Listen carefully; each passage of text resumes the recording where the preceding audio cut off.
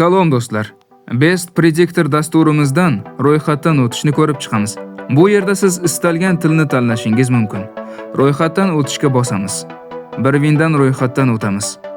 Xuddi ilovada ko'rsatilgan ketma-ketlikda ro'yxatdan o'tib olishimiz kerak bo'ladi. Undan oldin ilovani yuklab olamiz. Avval ochilgan hisob bo'lsa, o'chirib tashlab, yangi ochishimiz kerak bo'ladi. Eski akkaunt yoki avval bir win ilova ochilgan hisob bo'lsa, dastur ishlamaydi. Ko'pchilikda shu muammo bo'lyapti. Xavfsizlik sozlanmalarini yoqib, ruxsat berish tugmasini bosib qo'yishimiz kerak.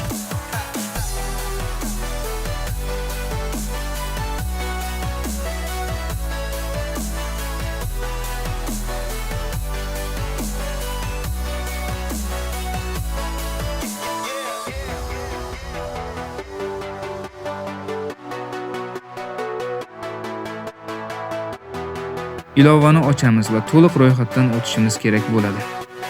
Avval ochilmagan raqamdagi yangi akkaunt ochamiz.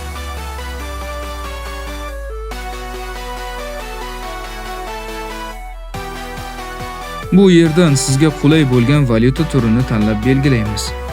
Keyingi qadamlar. Telefon raqamimizni kiritamiz. Gmail va yangi parol o'ylab topib yozamiz.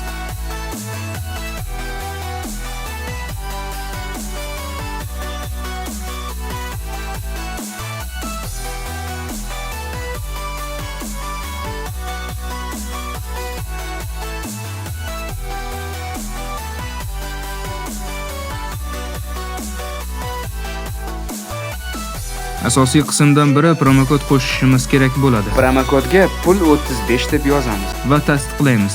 Agar promokod to'g'ri kiritilmasa, dastur ishlamaydi. Promokod yozgach, ro'yxatdan o'tish tugmasini bosamiz. Keyingi qadam. Hisobimizni to'ldirib olishimiz zarur.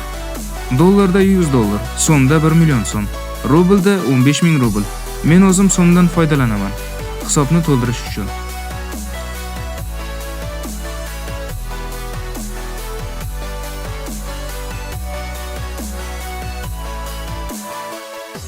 Ushbu ko'rsatilgan karta raqamga tashlashimiz kerak bo'ladi va hisobimiz to'ldiriladi.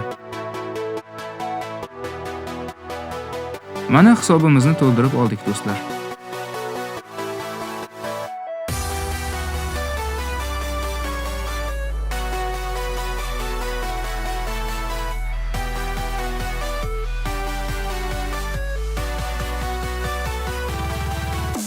Endi prediktorga qaytib, video qo'llanmadagidek to'liq ma'lumotlarni kiritib olamiz. Ro'yxatdan o'tishni bosamiz. Ya'ni bir winda qanday ro'yxatdan o'tgan bo'lsak, ana shunday qilib yozib olamiz.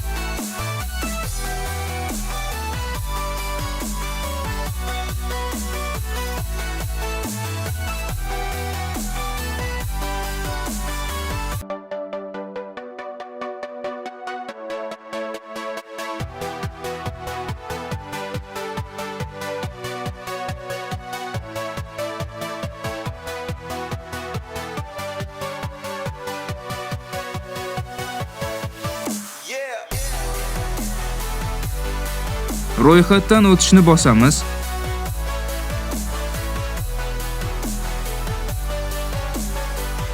Undan so'ng bir winga kiramiz.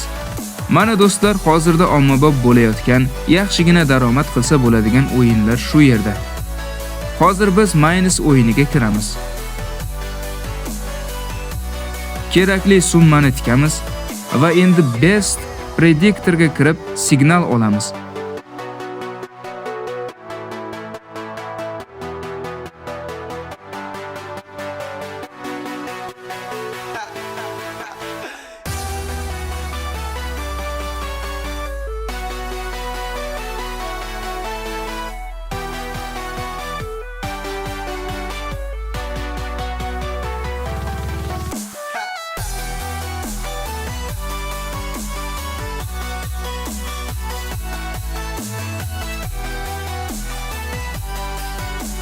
Mana do'stlar, dastur 100% to'g'ri ko'rsatyapti. Davom etamiz. Hammasi to'g'ri ishlayapti. Yutuqni olamiz. Shunchaki super dasturi 100% to'g'ri ishlayapti. Hoziroq Best Predictor'ni yuklab oling va pul ishlashni boshlang.